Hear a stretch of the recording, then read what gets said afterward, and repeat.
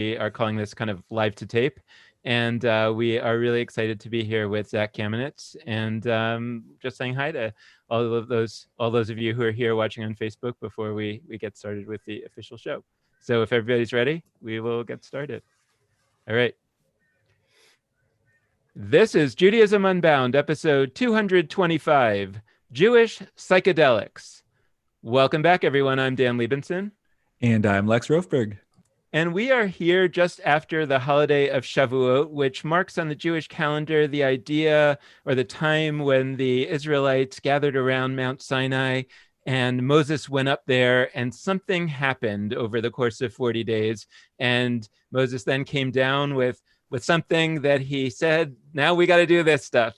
And on Shavuot, we kind of reenact that Sinai moment in a certain way, in all kinds of ways. And these days, we're pushing the idea that, and we just had this amazing 24-hour study session on the internet, as did a number of other organizations. And so we think there's this idea that Sinai is kind of happening again in our time. And there's a new way in which Sinai might be happening again in our time. It might be that now that Shavuot has passed, that holiday that marks when Moses went up to the mountain, this would be the time to sort of be curious about what actually happened there. And our guest today, Zach Kamenetz, hopefully can give us a little bit of a sense of perhaps what some of that might have been like. He is an Orthodox rabbi who participated in a study conducted by the Psychiatry and Behavioral Sciences Department at Johns Hopkins University, exploring the nature of consciousness and mystical experience. And in that study, clergy members from different religions were given high doses of the psychedelic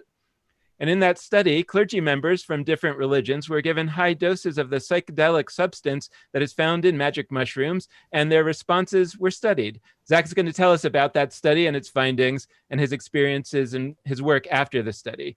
On the other side of the study, Zach has founded an organization called the Jewish Entheogenic Society, and he's seeking to build Shefa, which is preparing for the time when these substances will be legalized, and after that, it would provide a Jewish set and setting for individuals to have these experiences with trained guides and to integrate these experiences within the context of Jewish communal life and practice. If that wasn't enough, Zach is also the founder of the Shefa Podcast Network, which focuses on podcasts by embodied and inspiring teachers of Kabbalistic and Hasidic works and practices.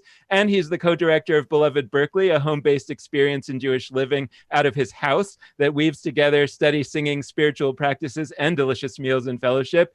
And he also has a full-time day job as the director of Jewish Living and Learning at the JCC of San Francisco. I have no idea how he does all these things, but we're excited to speak mostly about his experiences in the Johns Hopkins study and his work after that. If you're interested in Zach's personal story and how he came to be a rabbi and how he came to do some of these other things that he's done, we would urge you to listen to another show on the Judaism Unbound Jewish Live family, the Idra Hour with Joe Schwartz, where a few weeks ago, Zach was the guest on that show, and they talked about some of that, and you can find that at www.jewishlive.org/on-demand. So this promises to be a very exciting conversation. It was a long time in coming, so Zach Kamenetz, welcome to Judaism Unbound. We are really thrilled to have this conversation with you. I'm excited to be with you today. So if you could just start a little bit by telling us, I guess, how you found out about this Johns Hopkins study, how they found you, who were you before this study happened, and tell us a little bit about what the study was all about. Sure. I have been a rabbi since 2012. I've been working in the organized Jewish community in America right after that, and working with BBYO International, and then working with the JCC of San Francisco. I would say that I was, kind of a regular Jewish, progressive Orthodox person who loved texts and loved community. And it was at some point in that time that we had a very hard time, my wife and I, with infertility, and the meaning, the color, all of the magic of Jewish life and community kind of just drained out.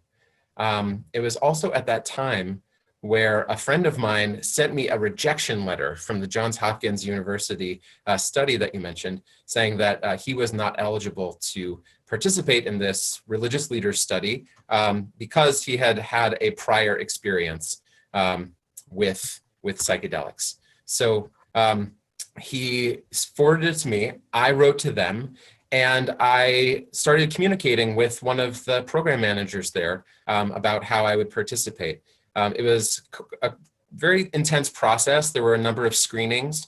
They flew me out there to Baltimore. I had a medical screening. I spoke with a number of the guides, the lead researcher, his name's Roland Griffiths.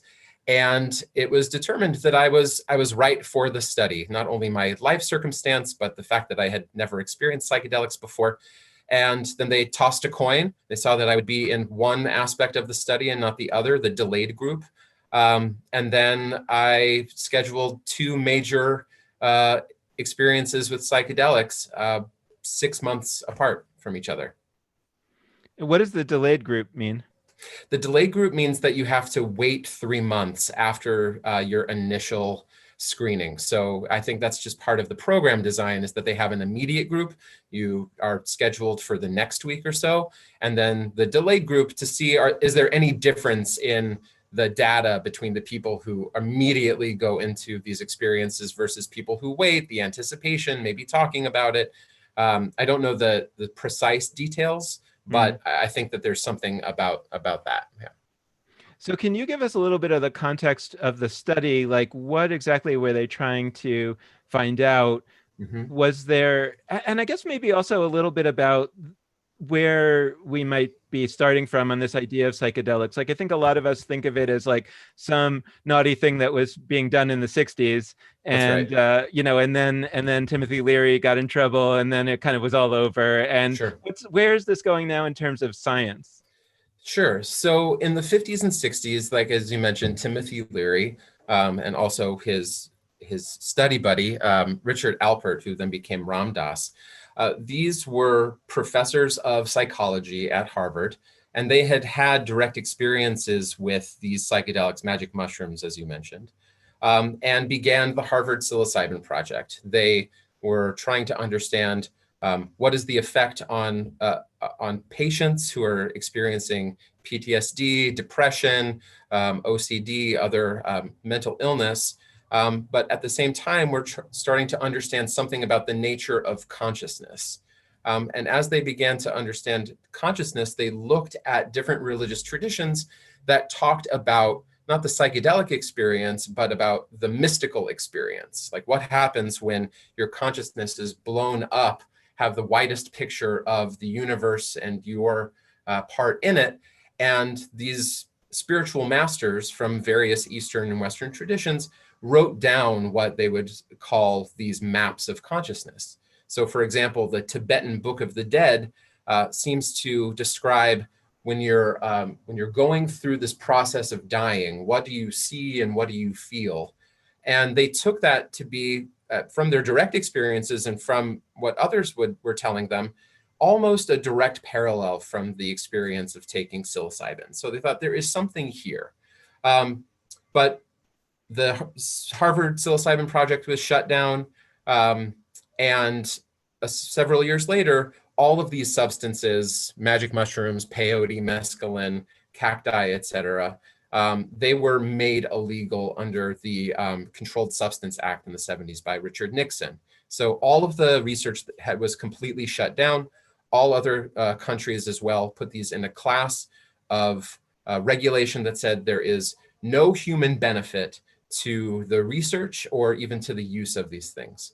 Fast forward to 2006, a researcher, as I mentioned, Roland Griffiths and others, they got permission from the FDA and the government to see if they could open up this research at Johns Hopkins to see if they still had efficacy and benefit for people who were suffering from mental illness. And they published this paper called Psilocybin Can Occasion Mystical Type Experiences Having Substantial and Sustained Personal Meaning and Spiritual Significance. And so they ran this test in a controlled environment with a number of test subjects and saw through data and data collection, after giving a major dose of psilocybin to these people, after them experiencing 6 hours of this inner journey there in a well-appointed room with guides, that the experiences that they were having were, just as Timothy Leary and others had found, was mystical in its orientation. And we can talk about what mysticism means in probably a little later. But from that initial paper, and you can read it online, you can find it at hopkinsmedicine.org, they then started creating more and more studies to apply psilocybin to different things. Longtime meditators, what happens to their minds? People who have terminal cancer, what happens to their sense of mind and sense of peace and anxiety after they take it? People who are addicted to smoking, what happens to people who are addicted to things? And they're finding really amazing stuff. And then I was in this study, what happens when you give major doses of this compound to people who have a particular vocabulary and framework to talk about their experiences that is influenced by religious tradition, that is applied to spiritual practice. And the study is not published. I don't know when it will be. I know that there were about 20 participants. They had a hard time finding rabbis. And we'll see what they find, hopefully in the next year or so. Yeah, I'd love to. So you mentioned that they had a hard time finding rabbis, and because I did a little bit of homework, I was really interested in the reasons why they had a hard time finding rabbis. And it comes off as kind of funny, but I don't mean it in a funny way, and I don't think you do. One of the reasons you talk about as why rabbis were not being accepted into the program is that one of the prerequisites for the program is that you never had your own previous experience with entheogens. And many rabbis that were looking into this program did have previous experiences. And I read that and I was 0% surprised. And I want to dive into why, because it's not just, to me, it's not just like an interesting sociological fact that like, okay, so there's a lot of Jews interested in, I mean, we use the word experimentation all the time. We don't mean it in the way that people sometimes hear it with drugs, but like we also could mean it that way. But so there's people that are Jewish who have been for a long time experimenting with entheogens. Fine. But I think when people hear that, there's this presumption that like, okay, they're Jews and maybe they're experimenting with these substances, but like, is that in and of itself like a Jewish practice or an extension of Judaism? I think people sort of like, they don't see those as necessarily intertwined. And I'd love to hear for you the ways in which they might intertwine. Like what does it mean to have like a Jewish practice, a Jewish entheogenic practice that is different from another kind of entheogenic practice? Like how should we think about how this connects to, like, for the rabbis that maybe have had previous experiences or not, like what's happening there? What links between this practice and Judaism? First, I want to take the opportunity to say that I do not advocate anyone taking an illegal substance that is not part of a controlled experiment. These substances are illegal on the federal and state level, even with decriminalization efforts to make it the lowest priority of law enforcement in Oakland, Santa Cruz, both in California and in Denver. These things are still illegal. There are so many things that we don't know about. So I just want to say that off the bat. But for people who are taking these things, I would say that I think that this is complete conjecture. I think that there is something about participating in a religious tradition that has as its core texts, in its liturgy, in its musings from its greatest spiritual masters, that our practice, you ask, I think on this podcast, like, what is Judaism for? And my sense is that when you approach these texts, and maybe especially for religious professionals like rabbis who are dedicated to this, Judaism is for reaching beyond yourself, beyond your cognition, beyond your biography, and connecting to the great beyond, let's call it, or the divine, or spirit, or the Kadosh Baruch Hu, the Holy One. And I don't know if that experience is readily available for most practitioners.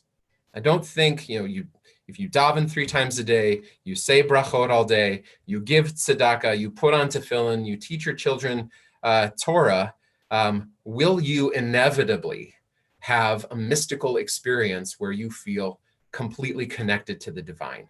No, I would say not. And of course, we have these very venerable, honorable traditions of Jewish people, Jewish masters trying to attain that kind of consciousness. But I would say for the everyday practitioner, especially not in the Orthodox world, those things might not be achieved so easily. Maybe people do feel that in meditation circles, but not to the level that I think it's described in our sacred literature. So that my sense is the rabbis who were interested in this, maybe because of their entheogenic experiences, because of their experiences when they were young and just having fun with LSD or mushrooms or MDMA, came to understand something about themselves, the nature of the universe, the nature of the divine and their relationship toward it, and decided, hey, I think I need to dedicate myself to this and see what's there. So therefore, if they were being honest when they answered that question, and they were screened out. I would just say on the other side that I think not only were rabbis screened out because most of them had had experiences with psychedelics before, but there's also a strong current in the Jewish world, especially in the Orthodox world, to not be in touch with illicit substances. So any modern Orthodox, Haredi, Hasidic rabbi or community leader might say, I don't want to be part of this study because I don't want to take drugs. So in that way, I kind of met all the criteria on both sides. I thought it was interesting and safe, and also had not participated in before. And there I am. First of all, Zach, I want to commend you for not missing a beat as Lex's computer crashed and he disappeared and then he returned. So that was awesome. A real pro. What can I say? 2 years of high school theater. I know my stuff. I want to follow up. It's interesting that Lex had that reaction to the idea that they had a hard time finding rabbis. Like my mind was going somewhere else, where when I saw this study and how it was talking about looking for clergy members who have these kind of closer experiences with God and that kind of thing, or would have, like you say, the vocabulary. I kind of think of a lot of rabbis I know who don't really have that, that I feel like a lot of rabbis I know, like it's not necessarily what a rabbi does, where in the same way that we think of maybe various clergy from other religions, that we think of them as, very godly, very much focused on God all the time. And I often think of rabbis as some of them are that, and many of them are not. And that's no shame. That's a different way that Judaism functions. So I'm curious about whether, for example, a rabbi who might be one of the more intellectual types, who doesn't really think about God that much, would that rabbi be ineligible or eligible for this study? In other words, were they looking for people who are not only a clergy member, but of that particular orientation already? I think that was probably a happy accident for me, in that, I had a endogenous, meaning natural, mystical experience when I was young. That's actually how I came to become observant. It was, so powerful that I immediately, almost overnight, started keeping kosher and Shabbat. But I don't think it was not a prerequisite for people to define themselves as spiritual or holy or something. I think the criteria was for people who felt comfortable being in that kind of vulnerable, expanded state, who were ready to download as much of their biographical and inner information with their guides as possible. And then to feel like, when things got hard, and that is part of this experience, fear, anxiety, a sense of danger, that they would be able to work with it and not push it away, right? To dive into that difficult experience, that bad trip, and come out the other side having learned something or gained something. So I would say someone who considers themselves rational, or is a secular humanist or an atheist. They might not like have a vision of the divine in front of them, the voice of God speaking in there, but they might experience what Walter Houston Clark calls the beyond, or Paul Tillich calls the pure ground of being, right? This expanded sense, a sense of unity between all things and all people, deeply positive mood, intuitive knowledge and wisdom, like learning something about themselves or knowing something about a situation that they wouldn't have had either. They might not come out writing a new book of the Torah, but there might be an insight there that might guide the rest of their lives or just the next 6 months. Why does that matter? I think I have some guesses, but like, if somebody could hear that, for example, and say, okay, sure, I get it. Like somebody experiencing this opens up to a set of ideas in a way that they hadn't before, senses that unity that you talk about, like sort of so what? Like, what does that mean for that person? What does that mean for the world? What does that mean? Maybe, although this is like less interesting to me, what does it mean for the Jews? Like what? Yeah. So what? Yeah. Well, we could take that a couple different ways. So what, or like what now, maybe not so what, but what now? I think what you're talking about, like, so what after that experience, and that's what I, hope to be doing through this work as well, is not preferring the experience, seeing myself giving birth to my wife, giving birth to my daughter. That did happen. Seeing myself going down a very long tunnel that was completely black, but feeling completely connected to what was happening. It's not necessarily about the experience, but it is the integration that happens afterwards. So there's the preparation, right? Actually talking about my life and myself and my desires and my hopes and my fears. There's the experience on the couch. And then what happens after the fact? So what? I'll just read here from, there's this organization called Zendo, which is a harm reduction organization that makes sure that people who are having psychedelic experiences know that they can go to a place like, let's say at Burning Man, and feel safe. If they're having a hard time, they can go and be with someone to sit with them. Integration is the phase within which an individual assimilates and incorporates an experience into their psyche, body, and life. In psychotherapeutic terms, integration is a process of making the subconscious conscious. Integration is the process of reorganizing the self to include the material experienced during the altered state. So the so what is, I think one great quote is, after the ecstasy, the laundry. How does this experience change you? How does it change your ethics? How does it change your ritual life? How does it change your doctrine? And through, I think, those three things, I think a person could become transformed in a way. I think people, a community could become transformed from that integration of these deeply felt experiences, right? These indubitable senses, not just like a good idea or a value or a sense, not something that you read in a book and say, that sounds good, but something that I cannot escape because it happened within this organism.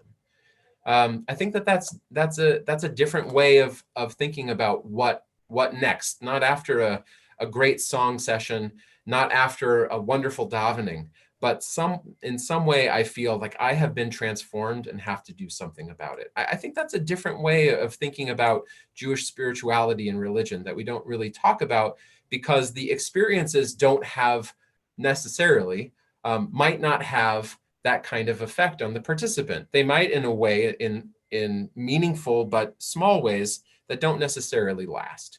This, I think the promise is that not only, according to the Hopkins study, I think 80% of people rated their experience on psilocybin as one of the top 5 most meaningful experiences of their life and their entire life. And 50% called it the #1 experience of their entire life.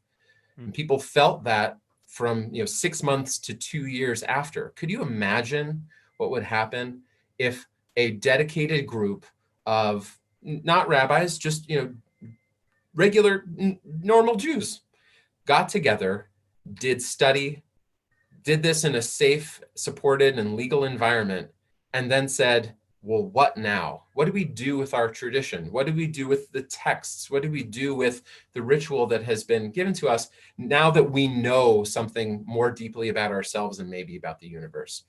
This is all science fiction because it hasn't happened yet. What your story reminds me a little bit about when I first got the iPhone when it first came out, and I would let people play with it for a while, and they would be like so taken in by it, and then I would say to them, what can you imagine what it would be like if Judaism was like this?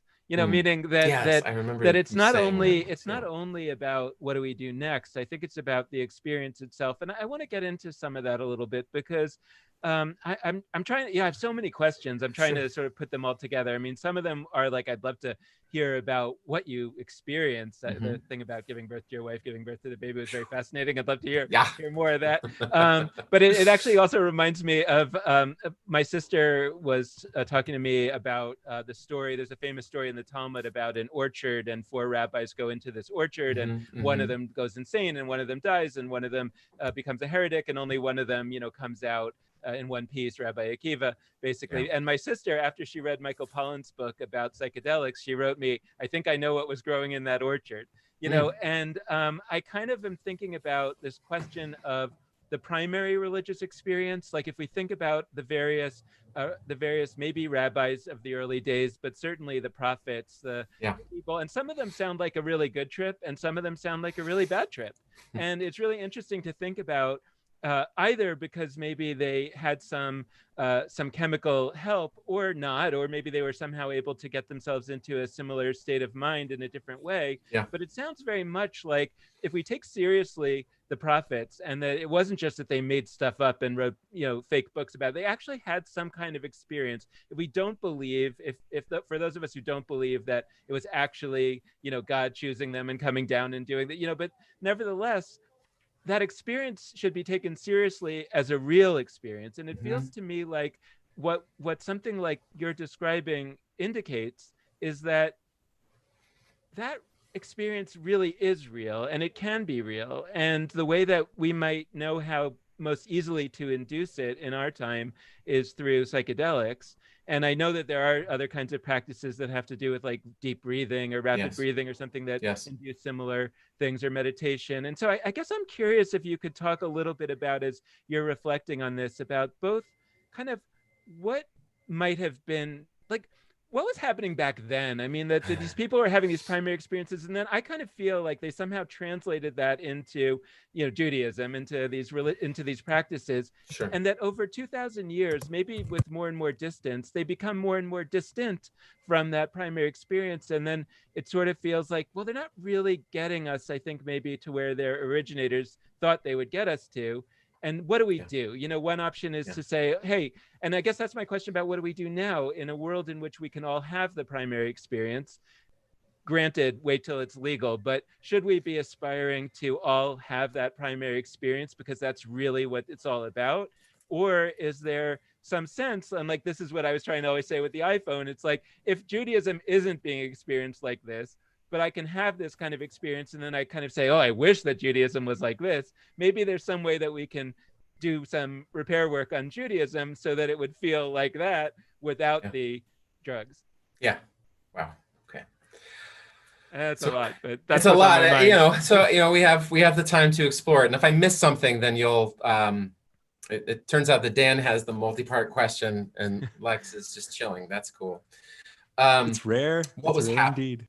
I'm very into this subject. I really. That's great. I read Michael Pollan's book, and it's made me very curious. Well, I think you and Michael Pollan, it's good to have like interested skeptics, or like deeply invested skeptics, to say like, what's actually happening? Okay, the people who are enthusiastic, they look over some of the risks, or they look over some of the other methods, and I think they call them like psychedelic messiahs.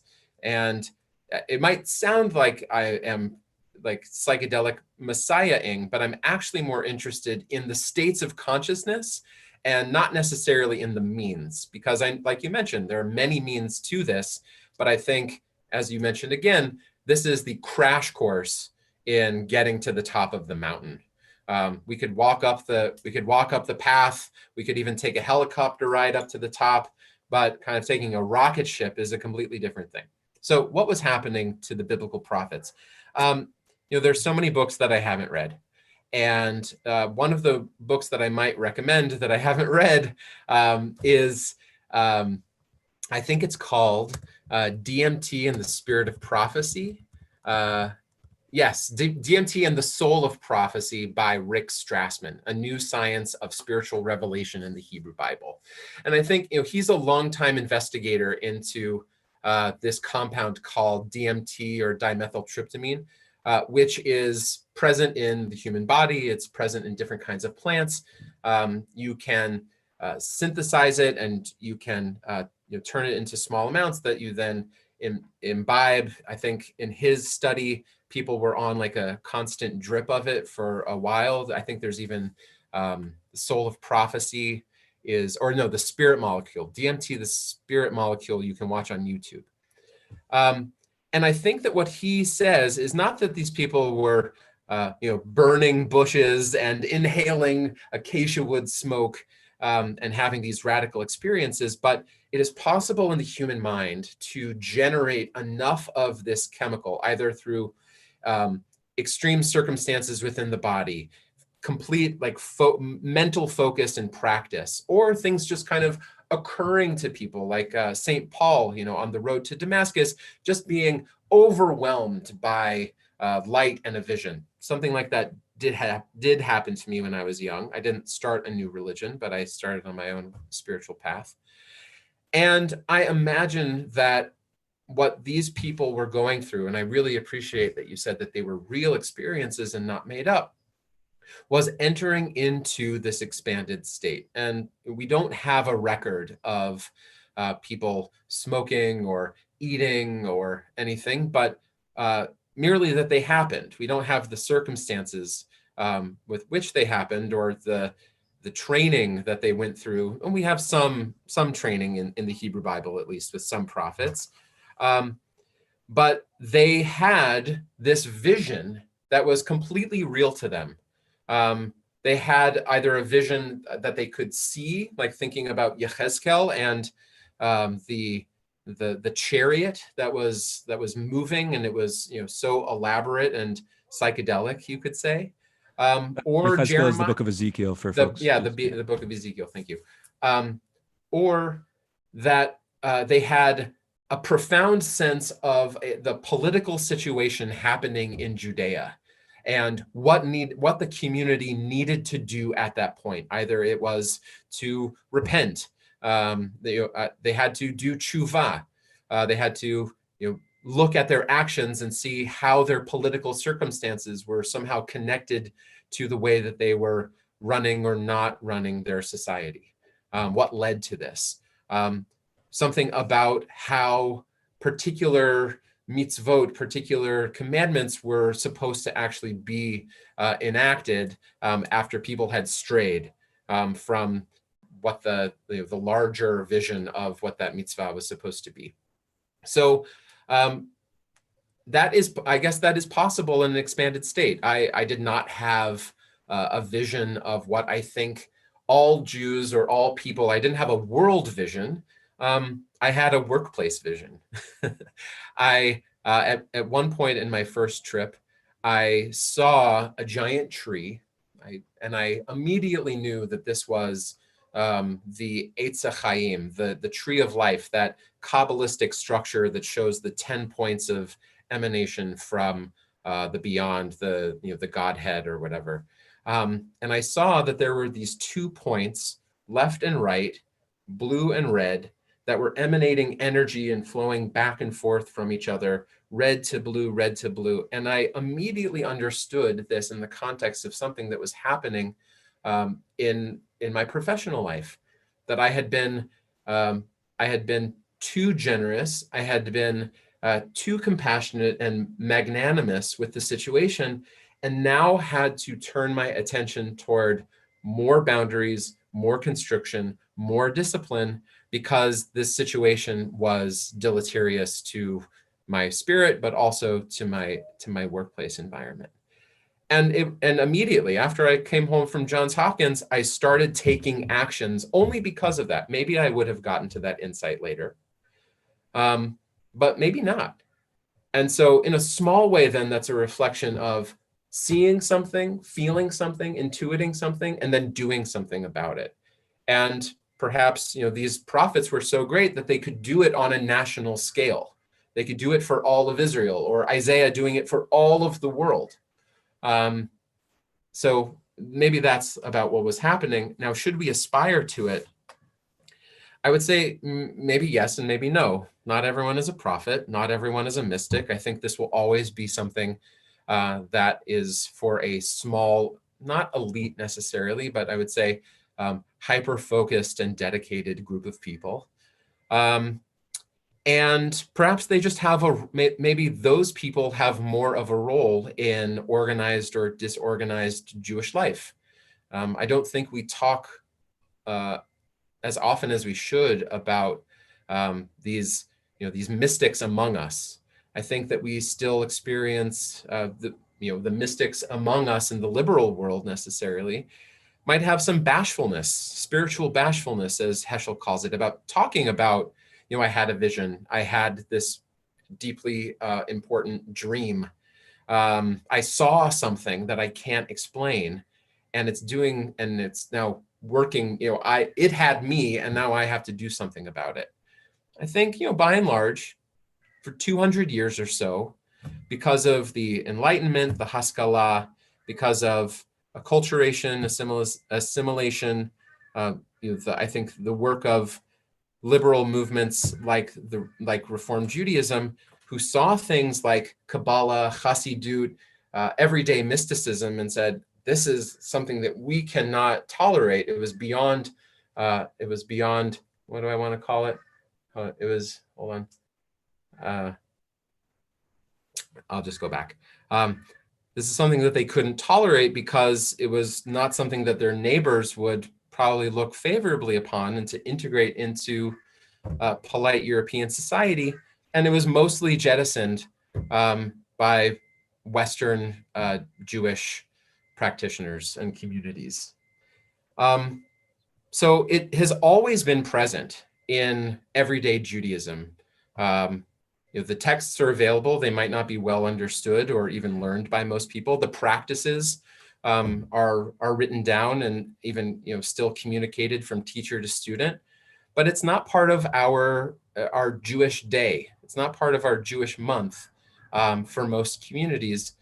And I think as these substances become more widely available through expanded access, through legalization, decriminalization, I think it is important that Jewish people get to know their mystical texts and practices better, because let's say that a center opens for psychedelic exploration, for healing from PTSD, or even just going for general wellness and self-exploration.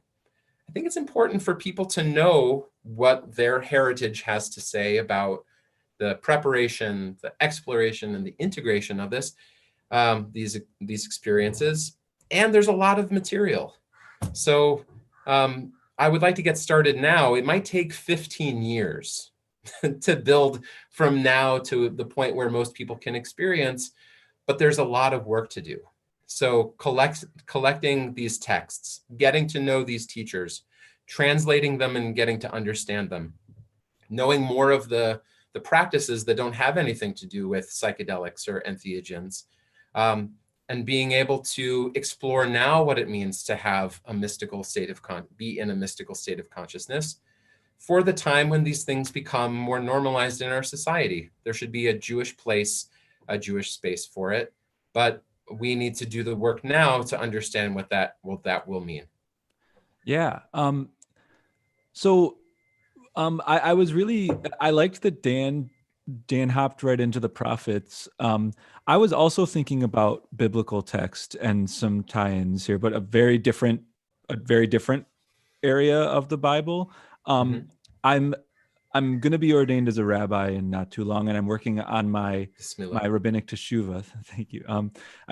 Working on my sort of final capstone project. Give my take on an issue of importance in Jewish law, and I'm looking at something that is like very obscure, and we don't need to go into all the ins and outs of it. But it's the Nazarite vow. The Nazarite vow for me is a deeply interesting thing.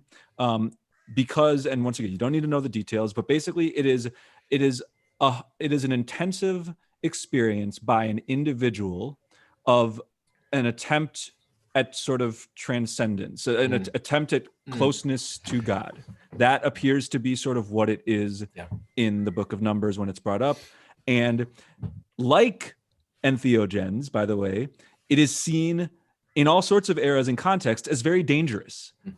It is seen as something that you shouldn't do without thinking through beforehand the consequences. It's something that the rabbis actually deeply discourage. And because there's some temple sacrifices associated with it, the rabbis actually sort of seem to eventually get to a point where they sort of are like, well, you can't really do this at all because there's no temple and you can't make the sacrifices at the end. So like, oh, bummer, it's gone. Shucks, this part of it. But it seems like they actually just didn't like the practice because of the risks that it's associated with. And so it's funny because one of the practices of the Nazarite vow is that you specifically don't imbibe wine, and some would say alcohol. And there's other mechanisms in place that sort of force you to be in a deeply individual space, not part of the community in the ways that you normally would be. And I guess I want to ask about that because what most excites me about your project and, hopefully our collective project of the 15 years you talked about and beyond is I think we have a huge deficit of Jewish attempts at transcendent individual experience. Beautiful. I think we have been so thoroughly we've so thoroughly bought into communitarianism, which is good. I like it. Most of our society is very much not that. We need collective thinking. In a moment of social distancing, it's very clear why we need to be beyond ourselves. But I think we've so taught ourselves that Jewishly, there's like nothing we really can do on our own. We need that minion. We need 10 people. While I'm once again acknowledging that you said specifically there needs to be somebody along for the ride as you are taking on this experience, it's not 10, it's not a huge group. And I think that there is a notion that an individual, other individual clergy that were part of the study, others themselves are transformed in their own way. And I think that we need that Jewishly, and I'm pining for more ways to get at that. And it's often hard for me to say it. It's a different kind of bashfulness than what you said before. It's like, I feel like anytime I talk about we need an individualized Jewish practice, everybody's ready to jump and say, but community, we need community. And I agree, but I'd love to hear from you. Like, is this part of a bigger conversation that's not actually just about entheogens, but about ways that Jewishly we can sort of seek out individualized experiences of whether it's God or transcendence or the beyond? This is a great question. I think Lex with the Nazarite, I think with the sense of like the collective and the community is primary and the individual is secondary. I think this all comes probably back to hegemony and authority. Like who is vested with the ability to say what is authoritative and authentic. And I think, the text that you mentioned and many others, that there's a strong current against people having their own individual experiences other than, the biblical prophets, which are codified and then interpreted and, brought into a collective. If there's a deviation from a norm that, like, let's say Ezekiel describes something different about what the temple will look like, the third temple will look like, commentators will then have to show how it actually is in line with a former tradition. The ability for someone to have a profound insight, not just like oh, I need to do something different at my workplace, but about how we are reading texts, about how we are doing Shabbat, right? Those things have some danger to them. It could reorganize practice. It could reorganize community and norms. And there's not only that, but the fear of abuse. I think that people could say, I've had this insight, I've had this revelation, come and follow me. And people are actually doing that merely to feed their own egos, and to amass power. And we don't have necessarily great ways of regulating that, other than, I can imagine, and just like, again, just like hypothesizing, maybe in Orthodox and ultra-Orthodox circles where there is already so much conscription about daily life, that maybe the ability to adventure or to journey inward, then, right, there's a control outside. Like, you can be having these wild visions, but you're still going to put on tefillin 3 times a day. You're still going to be keeping kosher, and your life is going to look mostly like everyone else's. So there's inward exploration, but external communal normativity. And so, yeah, I agree that more individuals should be having these types of expanded experiences. Dan, you mentioned a breathing technique. I would encourage people to look at holotropic breath work. That's the name of like one of these techniques. Rapid breathing, I've done it a couple times, and yeah, there's something that can happen profoundly just by breathing very quickly for 40 minutes and listening to loud music. There's something that can happen very profoundly by putting yourself in particular postures for a long amount of time, or fasting for longer than you would otherwise. And there has to be, I think, integration, like we're now talking about, then has to happen in the context of relationship. Like, we can't avoid, we might be able to say, yes, more emphasis on the individual, but so much about what I think at least entheogens might offer is how we then think about our relationship structures, either with, my own physical body, right? Me and my body, what's that like? Me and my mother, my wife and I, my community and I, my world and I, and not just like me. And I think that's, that in some ways that's actually what these plants and compounds do. Maybe Dan, you remember probably from Michael Pollan's book, he talks about, right, the lasting effect of these compounds is that they do something to what is called the default mode network, which actually gives the ego, right, the sense of individuation, I, me, mine, a little break. In some instances, complete dissolution from the ego, right? The anochi, the I am, takes a break for, it has a rest. And then you're then able to explore what if I wasn't here, if I wasn't just my body, if I wasn't just my really interesting thoughts, what would then I be able to see and participate in? So I think, it's textured. We want more people to be accessing these realms for their own growth and transformation, their own healing. We haven't even really talked about like healing from trauma, and for them to be connected to our text traditions and practices in a new and embodied way, and to maintain something like not spiritual anarchy. We still want people to come into a minyan with these insights. So maybe individual experiences, integration with the larger community. That's why there are things like integration circles. And in this place that I'm hoping for in 15 years, it will be one person on a couch and then integrated into a larger community. But there are other models, like people who work with shamans in other countries, in New Mexico and in Mexico and South America. They are group experiences. Like we hear about ayahuasca circles in Peru and Colombia of people taking this medicine together. I'm not ready to think about that. I'm just kind of going off the clinical model. But that might also then shape how we think about these things. So yes, and I guess is the short answer. Dan, you're muted.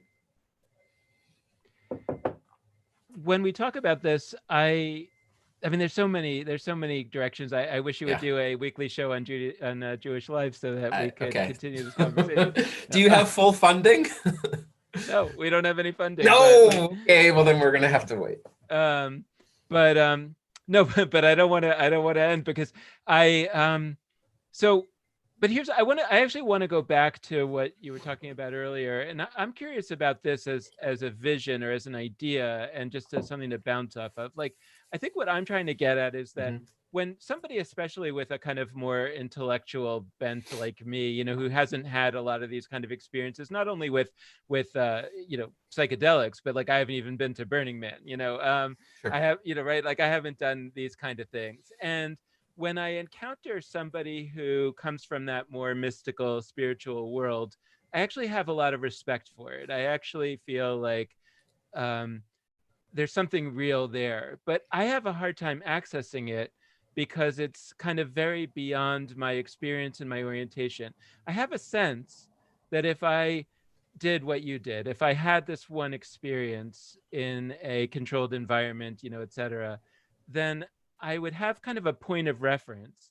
So then when somebody who maybe has had that experience with psychedelics, or maybe not, maybe they're just a more mystical kind of person, would say to me, like, this or that idea or this or that notion, I would be able to tap into it on a visceral level, which right now I can only kind of intellectually understand. Yeah, that's real and I respect it, but I can't connect to it. Yeah. And so I'm wondering if a better world would be one in which, and maybe these are some of the worlds of some of these other traditions that do have ayahuasca circles or whatever, that a part of your life would be that you've done this a few times or once, and that then the kind of shaman type of person, the person who really has more of the expertise about how do we make sense of this, can then be helping you process an experience that you've actually had, rather than what I kind of experience religion as being, which is some version of somebody who hasn't even really had the primary experience, but maybe they've had a secondary experience,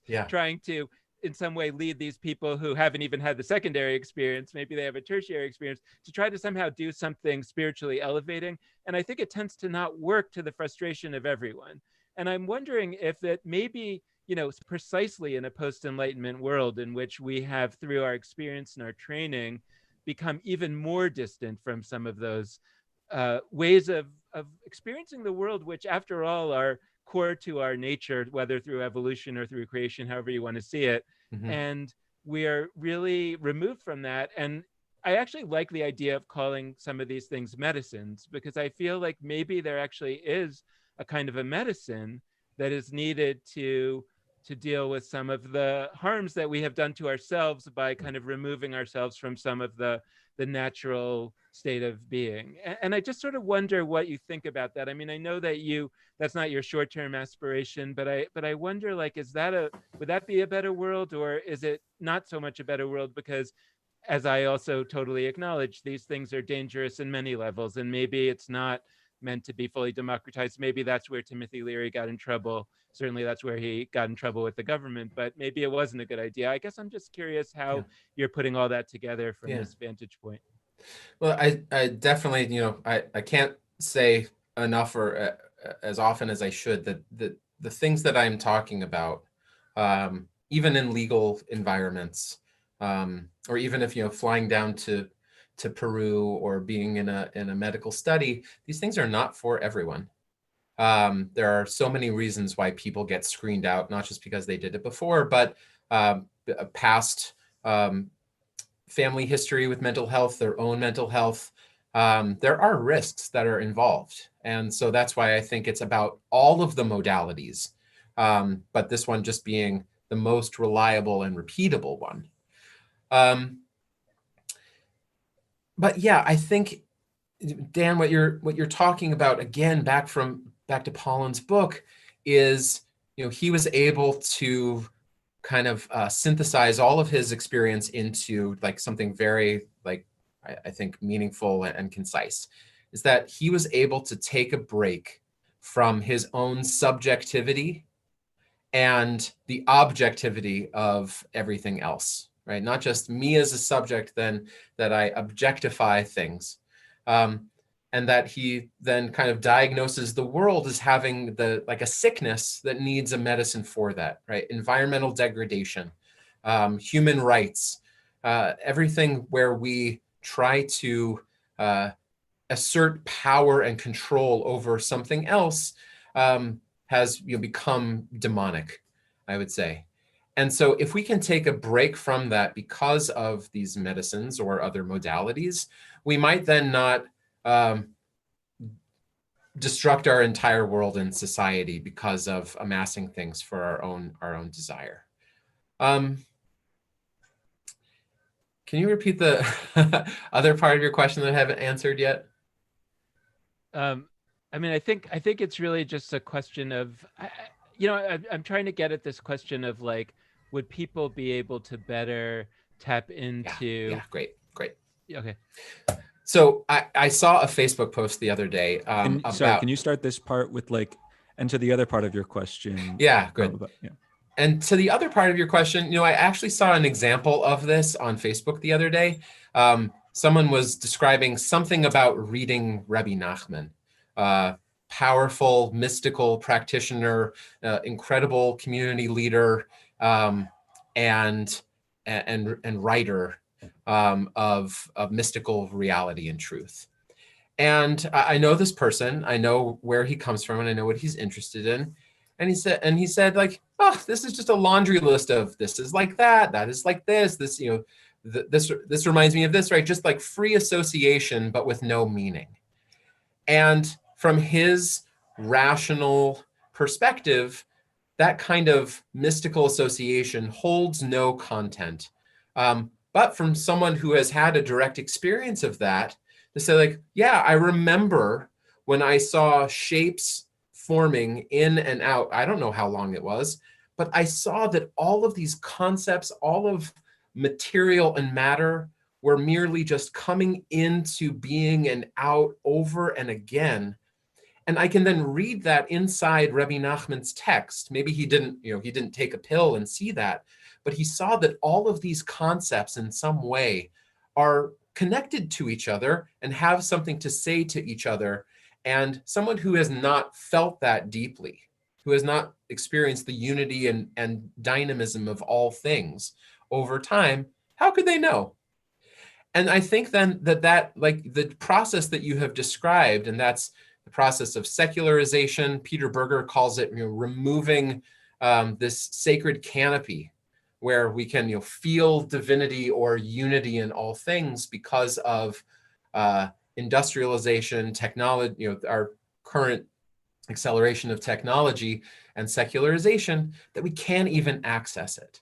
And so then how would you understand Judaism without some sense of that, even if it was a small sense? I think that we are in some ways like looking at a thing that we can't even understand. We can understand it in our limited way, our limited perspective, but there's something deeper and beyond that we can only then tap into and find meaning by having a direct experience of this. And that is kind of then the project is rekindling that mystical heart that has always, it's the Sinai moment.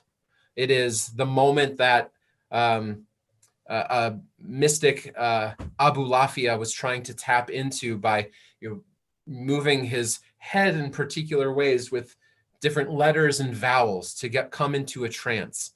It's the visions of Isaac Luria and Chaim Vital, right? The people who are these great Kabbalistic giants who are trying to understand their deeply felt insights about the fabric of the universe and the divine and trying to put words and images toward them.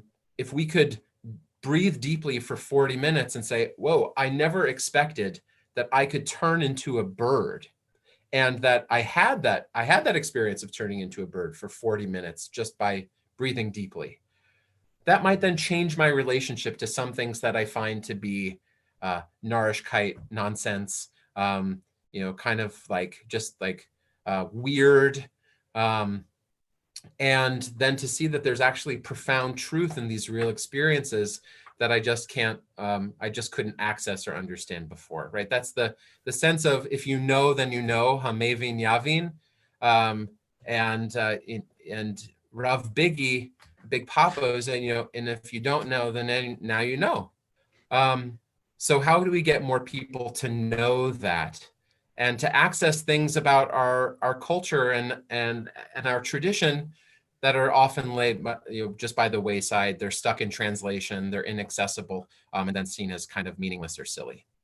Yeah, and what I would just say, so I just want to make a comment, Lux, and what I would just say is that I think that as I reflect on the post Enlightenment time, it's fascinating the extent to which we have democratized knowledge, but we have not really democratized mystical knowledge, right? I mean, we've not been against it. We haven't found a way to do it really, and I'm finding very fascinating. I mean, I hope that we'll have a chance to talk about it more in the future, because I'm really sort of noodling over this idea that certain people were able to read the prophets and have a certain kind of experience and to say, oh, I know what that's talking about.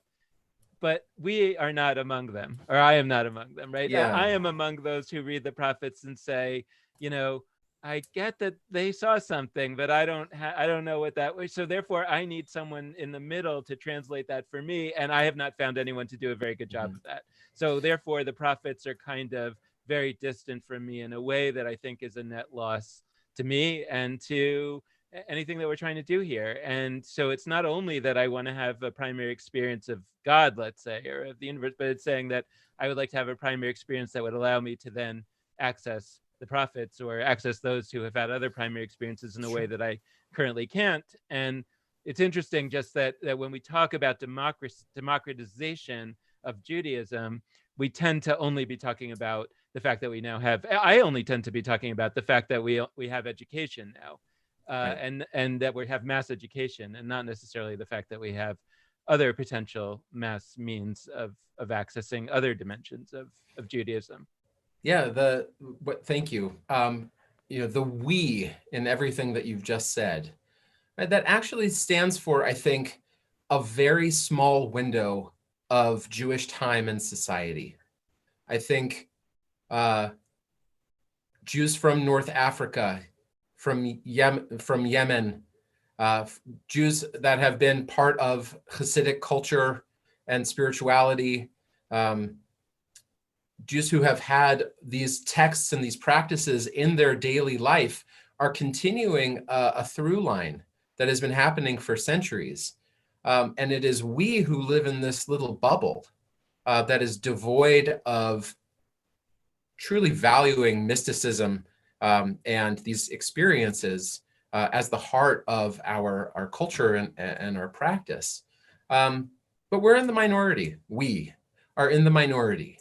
And so I think that it is crucial to be looking at people who are living these things throughout their daily life and through the lives of their families, through the texts that they read, the ways that they pray, the ways that they sing, the ways that they eat, as embodying some sort of spiritual or mystical knowledge. But those, there are things that get in the way. There are people who are part of those communities with those practices and knowledge. There might be aspects of their culture that we are not excited about, or we are immediately turned off with because of their cultural norms and values that are not in line with ours. So I think that there has to be some bridging then between the communities as well, and sharing knowledge and making it authentically ours. Whoever that we is who is not participating in it yet, to say, we don't have to become ultra orthodox to appreciate the texts and practices that are associated with the mystical aspects of that community. We can bring it in. We can democratize it in our way. We can make it feminist. We can make it egalitarian. We can make it culturally sensitive and not racist towards people who are not Jewish. We can do all of these things, but we just have to get started.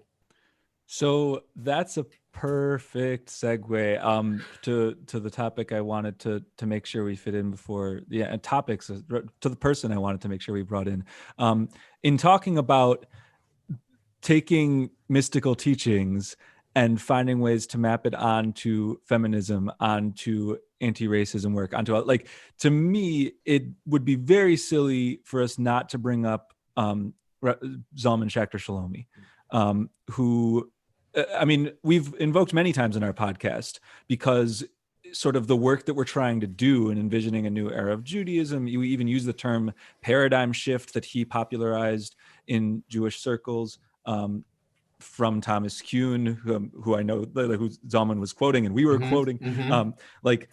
I want to dive into him a little bit because it would be silly not to.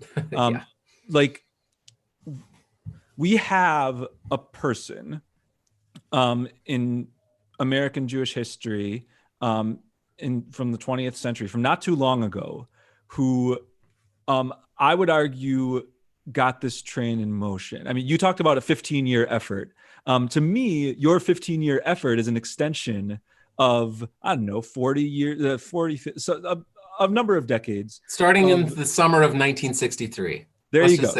So it's an extension of a 57-year effort that I think Zalman Schachter Shalomi helped to put in motion, which was, he directly was in community with Timothy. He met Timothy Leary. He was deeply affected, and then he, with that, with some of his own experiences, and also his own background and all sorts of other things, like, he set about creating a world that would blend mystical teachings and experience with, I mean, not just with psychedelics, but with a whole sort of universe of counterculture practices that that I think has had a powerful impact already. So I guess I'd love to hear from you a little bit about the role that Zalman Schachter Shalomi plays. And I'm using present tense, actually, like, that's good. Plays now. That's good for a Rebbe. Yeah. But also sort of give us a window into some of the background that leads to the work that you're now doing. Sure. Well, there are plenty of other people who know Reb Zalman's entire corpus and have sat with him and lived with him and studied with him. So, in some ways, my experience is secondary. It's like, I'd like to say that I sent him a Skype invite that he never accepted. True story. He, Alav Shalom, he passed away before I could reach out and call him. So yeah, Reb Zalman is one of, if not the patron saints, right? He is the Rebbe of thinking about a number of these questions.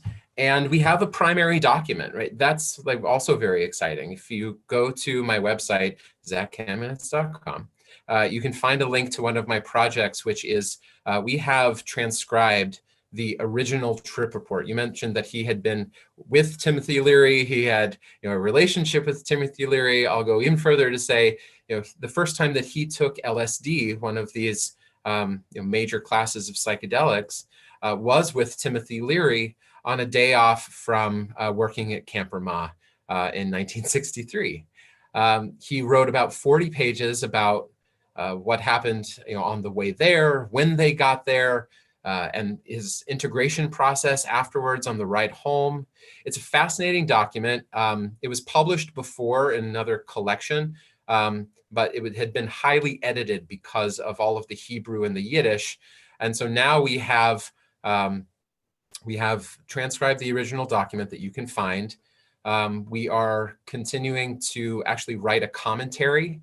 He was just so complex in his thinking and associations. He's not only having this intense individual experience, but he's thinking about Hermann Hesse and Western philosophy and art and the books that he read and all of the mises, some of the Hasidic stories that are coming to his mind about jumping into the fires of hell and what that would mean. And this will be, hopefully, one of the first texts of a Jewish entheogenic psychedelic reader. And I think that what he set out, someone told me that, the only reason that we have renewal Judaism is because he took LSD. That might be the case. I don't know. It's never cited.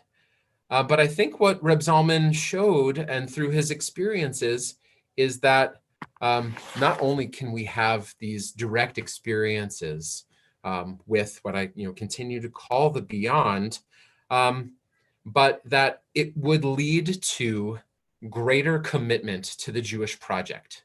It wouldn't merely be tuning in, turning on, tuning in, and dropping out, right? Going and living somewhere on a funny commune, but becoming more deeply integrated into the stuff of Jewish life, into Jewish ritual, and at the same time to be open to syncretism, right? This idea that not only was it maybe 100% commitment to Judaism, but that, I'm hanging out with the Buddha, I'm hanging out with Lord Shiva, I'm hanging out with these other philosophical truths from other religions, but they're all sitting together, and I'm living inside them, right? This idea of perennialism, that there are these mystical truths that exist at the top of the mountain, and once you get to the top, you've been taking these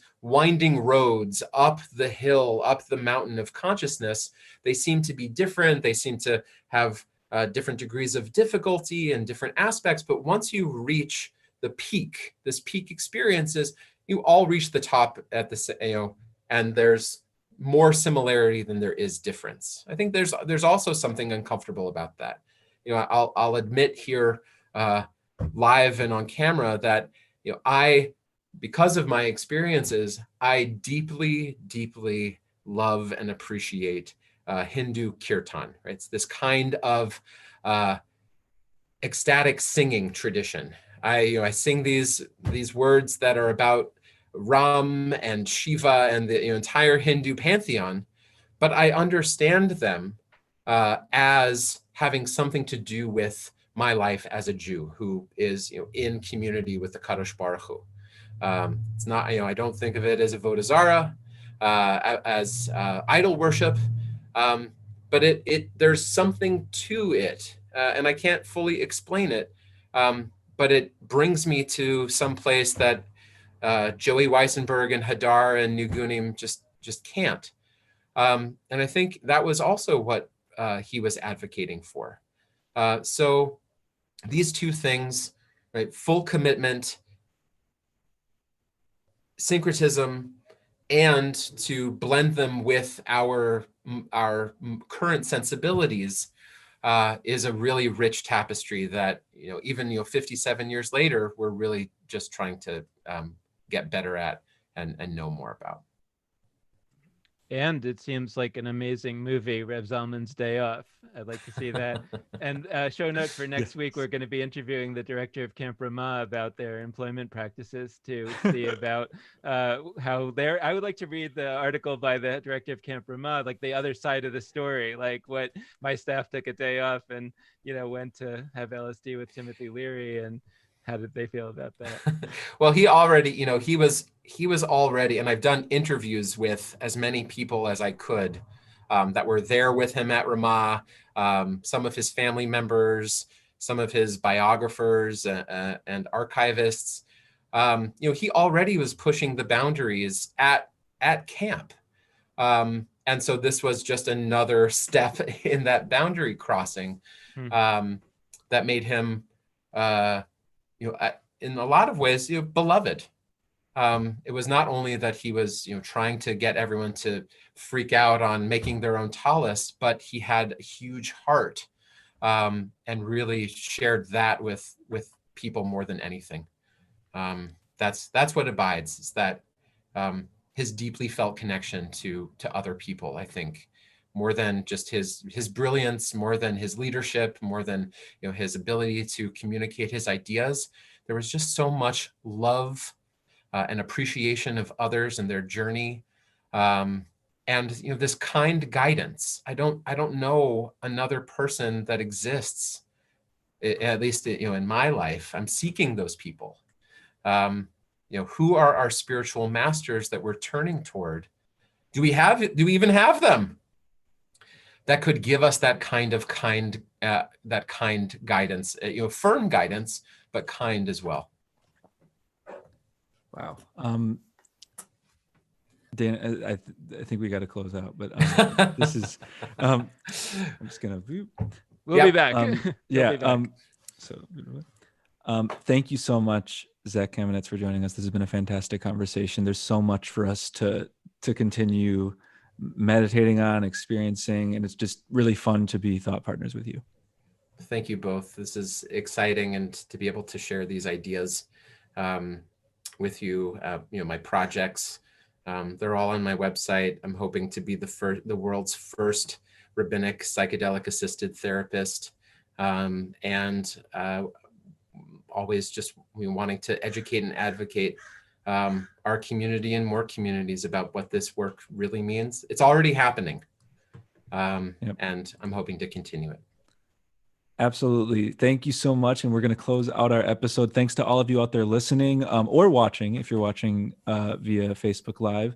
And just to close with a few different ways that you can be in touch with us. And I'll start just with ZachKamenetz.com. That's an important one. ZAC, and then KAMENETZ.com. No H in Zach.